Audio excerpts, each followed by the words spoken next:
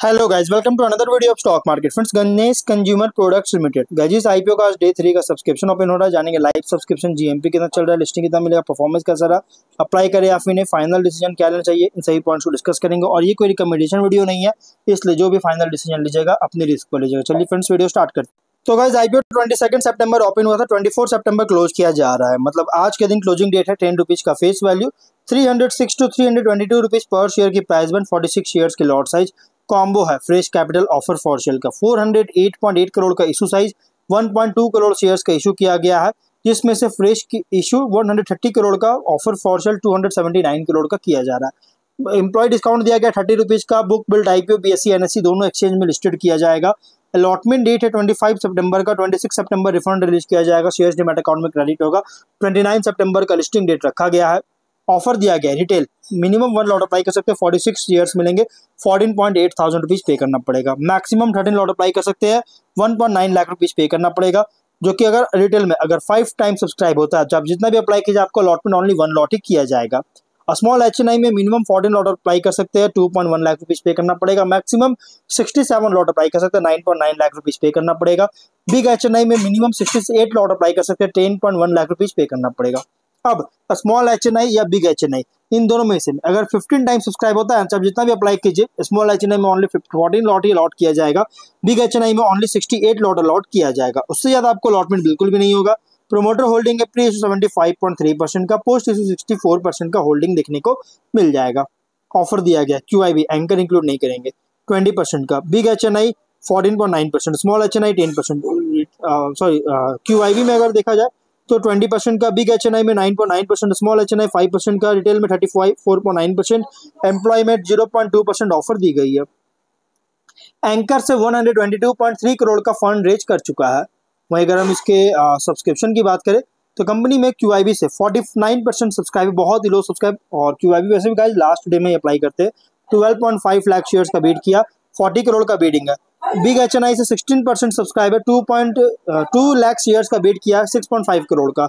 Small HNI 37% subscriber, 2.3 lakh shares का बीड किया, 7.4 करोड़ का। रिटेल में 44% सब्सक्राइबर, 19.7 लाख शेयर्स का बीड किया, 63 करोड़ का।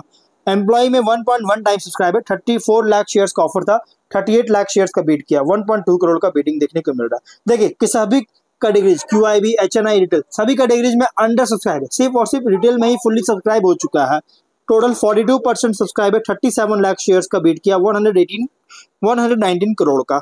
और अगर हम बात करेंगे इस कंपनी के अगर देखा जाए ओवरऑल देखा जाए, देखिए कंपनी जो है ना ये बिजनेस की बात करती है। उससे पहले जीएमपी अगर देखा 10 रुपीज का 3.1% का लिस्टिंग एक्सपेक्ट कर सकते हैं। 332 रुपीज का एस्टिमेटेड लिस्टिंग प्राइस, 460 रुपीज का एस्टिमेटेड प्रॉफिट आपको मिल सकता है। टू बिजनेस की बात करें 2000 में इनकॉर्पोरेट किया गया था, जो कि एक एफएमसीजी कंपनी है और ये कोलकाता वेस्ट बंगाल में इसका हेडक्वार्टर है। वेट बेस्ड डेरिवेटिव जो कि मैदा सूजी दलिया ईस्ट इंडिया में इसका ब्रांड है कंपनी का। और रेंज ऑफ कंज्यूमर स्टेपल्स जिस ऑफर करता है, जिसमें include whole wheat flour, value added flour products जो कि मैदा सूजी बेसन, packaged instant food mixes, spices, ethnic snacks, ethnic flours जो कि सिंघारा और बाजरी फ्लोर। और कंपनी का फ्लैगशिप ब्रांड है गणेश। ऑफर करता है वाइड रेंज ऑफ प्रोडक्ट्स अलग अलग सेगमेंट्स में। पास्ट 3 ईयर्स में 11 प्रोडक्ट्स और 94 एसकेयूज लॉन्च किया है, जिसमें इंक्लूड स्पाइसेस, एथनिक स्नैक्स और सत्तू वेरिएंट्स। कंपनी B2C ऑपरेशंस को ड्राइव करता है, लगभग टोटल रेवेन्यू का 77% कंट्रीब्यूशन दे रहा है।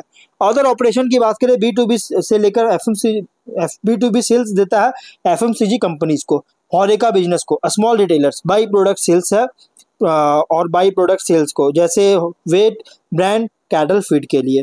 कंपनी जो है जनरल ट्रेड चैनल भी सर्विस देता है 28 C&F agents, 9 super stockist, 972 distributors के थ्रू। और प्रोडक्ट्स पोर्टफोलियो में 42 प्रोडक्ट्स है 232 एसकेयूज के साथ वेरियस प्रोडक्ट कैटेगरीज में। और प्रोडक्ट पोर्टफोलियो में होल वेट फ्लोर, ये सब wheat and gram based value added flours, roasted gram flour, spices. और कॉम्पिटिटिव स्ट्रेंथ है, लार्जेस्ट ब्रांड है पैकेज फ्लोर का इंडिया में। डाइवर्सिफाइड एंड कंटिन्यूसली एक्सपैंड कर रहा है प्रोडक्ट पोर्टफोलियो का।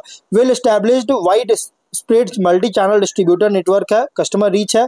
Strategically located advanced manufacturing facility है, स्ट्रिंजेंट क्वालिटी स्टैंडर्ड्स को फॉलो करता है। विजनरी प्रोमोटर असिस्टेड है, एक्सपीरियंस्ड मैनेजमेंट टीम के साथ। ट्रैक रिकॉर्ड हेल्दी देखने को मिल रहा है फाइनेंशियल परफॉर्मेंस का। तो ओवरऑल बिजनेस की बात करें, eastern region centric FMCG company है जो कि one of the third largest brand है पैकेज्ड वेट प्रोडक्ट में वो ईस्ट इंडिया में, ईस्टर्न रीजन में, और जो कि अगर हम देखें तो हाईली कॉम्पिटिटिव फ्रैगमेंटेड सेगमेंट में बिजनेस करता है। फाइनेंशियल 23 में 615 करोड़ का रेवेन्यू, 27 करोड़ का प्रॉफिट, 24 में 765 करोड़ का रेवेन्यू, 27 करोड़ का प्रॉफिट, 25 में अगर देखा जाए 855 करोड़ का रेवेन्यू, 35 करोड़ का प्रॉफिट है। टॉप लाइन कंपनी का इंक्रीज कर ग्रोथ होता है वो देखने को मिला, बट जो बॉटम लाइन है 23 और 24 में स्टैटिक परफॉर्मेंस था, लेकिन 25 में वापस से ग्रोथ होता हुआ नजर आ रही है।